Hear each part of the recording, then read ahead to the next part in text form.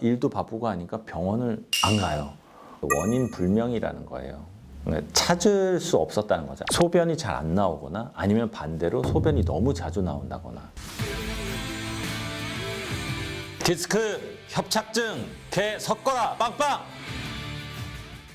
안녕하십니까, 척추보안과 남풍기 원장입니다. 조금 드문 질환 중에 하나인 척수염에 대해서 좀 설명을 드릴까 합니다. 디스크나 협착증은 외부의 어떤 물질들이 오래 사용하고 굳은 살이 배기면서 신경을 구조적으로 외부에서 누르게 되면 그거를 풀어주는 게 이제 치료겠죠. 근데 척수염은 그 신경 자체에 염증이 생기는 거예요. 외부에서 아무것도 누르는 게 없는데 그냥 이 신경 자체에 염증이 생겨버리는 거예요. 이런 걸 이제 척수염이라고 합니다. 그래서 오늘 영상에서는 척수염의 원인, 증상, 그리고 진단, 치료 이런 것들에 대해서 한번 쭉 설명을 드릴게요. 또 내용이 또 너무 길어지면 또 안 되니까요. 척수염이 무엇인가? 척수신경 자체에 염증이 생기는 거예요. 신경 기능이 급격히 떨어지는 건데 그럼 이게 왜 생기는가? 결국은 여러 가지 얘기들이 있는데 일단 첫 번째는 감염 후 생긴다는 이론이 있어요.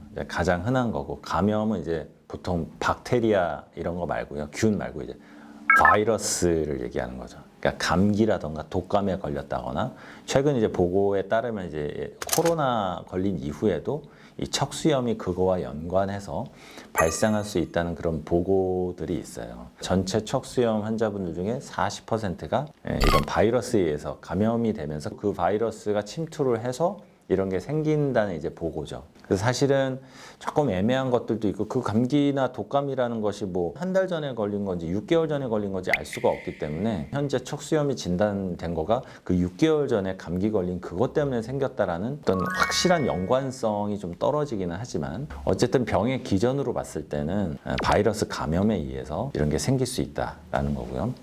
두 번째로는 이제 자가 면역 질환과 관련해서 나타나는 경우가 있어요. 이건 정말 좀 희귀 질환들 중에 하나인데, 시신경 척수염이라던가 다발성 경화증이라던가 이런 것들이 동반이 돼서 오는 경우들이 있다는 거, 그것도 하나의 이제 원인이고요. 또 하나는 백신이라던가 어떤 면역 자극에 의해서 이제 오는 척수염이 있을 수 있다. 요거는 사실은 조금 이제 드문 경우고 연관성이 있다는 보고들은 있지만 통계학적으로 아주 유의한 근거가 있다고 좀 보기는 힘들어요. 네 번째로 이제 특발성이라고 있습니다. 특발성이라는 거는 이제 원인 불명이라는 거예요.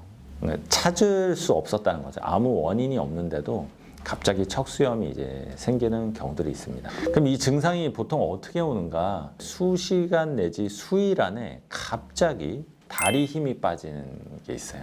보통은 양측성으로 옵니다. 다리가 걷는 게 좀 불편해지고 무거워지고 약간 휘청거린다거나 이런 증상들로 오고요. 감각 저하가 올 수 있습니다. 허리 이하로 쭉 그 띠가 따라서 이제 감각이 떨어진다거나, 그리고 세 번째는 배뇨, 배변 장애. 이것도 되게 흔히 오는 증상인데, 소변이 잘 안 나오거나 아니면 반대로 소변이 너무 자주 나온다거나 아니면은 요실금이 있다거나 이런 것도 있을 수 있습니다. 네 번째로는 이제 허리 통증이 있는데, 이거는 있을 수도 있고 없을 수도 있어요. 그러다 보니까 MRI 찍었는데 이제 보이면은 이게 허리 통증도 있고, 그러면 이게 디스크겠구나 이렇게 생각할 수 있는데, 알고 보면은 그 디스크는 너무 초기고 양상 자체가 그냥 척수염인 경우들도 있어요. 이래서 이제 증상이 이제 놓치는 경우들도 있죠. 그래서 그런 것들이 대표적인 증상이라고 보시면 됩니다.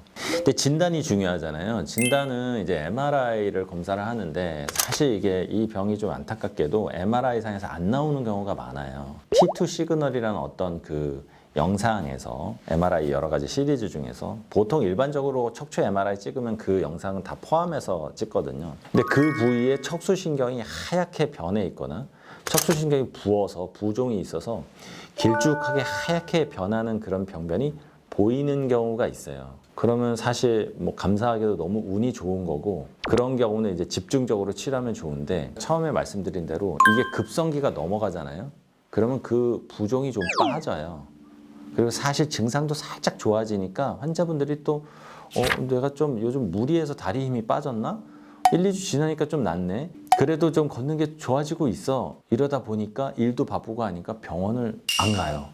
요 시기를 놓쳐서 오시는 경우들이 많다는 거죠. 뭐 감기 걸렸어. 감기를 심하게 독감을 알아가지고 내가 이제 2, 3주 지나서 감기가 좀 나았는데 다리 힘이 빠졌어. 아, 내가 너무 심하게 앓았나 보다. 그냥 그렇게 넘어가시면 안 되고 다리 힘이 왜 빠지지?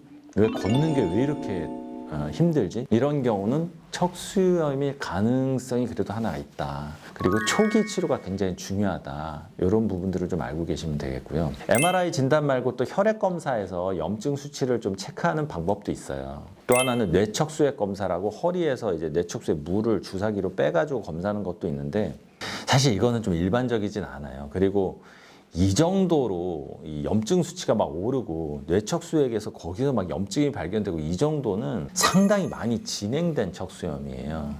그래서 그만큼 어떻게 보면은 평생의 후유증으로도 남기가 쉬운 그런 좀 무서운 병이거든요. 그래서 피 검사나 뇌척수액 검사에서 발견되기 전에 일단은 MRI 상에서 발견되는 게 가장 좋아요. 그래서 다리 힘이 빠졌다, 특별한 이벤트도 없는데 그러면은 빨리 척추 전문의를 만나셔서 MRI 검사를 해보시는 게 굉장히 중요합니다. 그럼 치료는 어떤 치료가 있는가? 제가 초기 치료가 되게 중요하다고 했죠. 제일 중요한 게 고용량 스테로이드 치료예요. 이거를 짧게는 일주일, 길게는 2주 정도 스테로이드로 척수에 생긴 부종을 확 가라앉혀주고 염증이 초기에 막 급성으로 막 커지려고 할 때 그거를 스테로이드로 확 잡아주는 게 중요합니다. 거듭 말씀드리지만 스테로이드가 나쁜 약이 아니에요. 과용량으로 오용했을 때 문제가 되는 거지 이 척수염의 급성기에는 무조건 스테로이드 써야 돼요. 딱 급성기에 다리 힘 빠지고 며칠 안으로 검사했는데 척수염이 딱 MRI에서 발견되고 이런 분들은 스테로이드를 딱 쓰면은 굉장히 초기 치료 효과가 좋아요. 그래서 기능 회복률이 뭐 70% 이상의 성공률이 있다.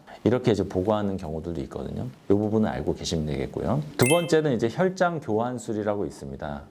염증이 있는 그런 부분들을 이제 교환을 시켜줘서 수액 치료죠, 일종의. 그것도 약물 치료인데 이것도 이제 효과가 있다는 경우도 있고. 세 번째는 면역 억제제를 쓰는 경우가 있어요. 너무 염증이 심해서 면역 억제제는 여러분도 아시지만 약이 좀 독하죠. 예, 그래서 가급적이면 이 치료까지 안 가면 좋은데 너무 진행이 된 경우에는 면역 억제제가 또 탁월하게 효과를 또 보이는 경우도 있습니다. 네 번째는 이제 재활 치료죠. 초기 급성기 치료가 끝났다면 남은 다리 힘이 빠지고 배뇨 장애가 아직 있는 상황에서는 재활 치료를 꾸준히 열심히 해가지고 허리 근육, 다리 근육을 이제 강화시켜주고 여러 가지 신경 자극에 반응이 잘 되도록 하는 장비들을 이용한 치료들이 있습니다. 좋은 경우는 완전히 회복되는 경우도 있어요. 아무 증상 없이 깨끗하게 완치되는 분들도 있습니다. 예, 그런데 한 3분의 1 정도에서는 이게 재발이 됐다가 가라앉았다가 재발이 됐다가 가라앉았다. 이런 거를 반복하면서 진짜 길면 한 5년, 10년 이렇게 지속되는 분들도 있어요.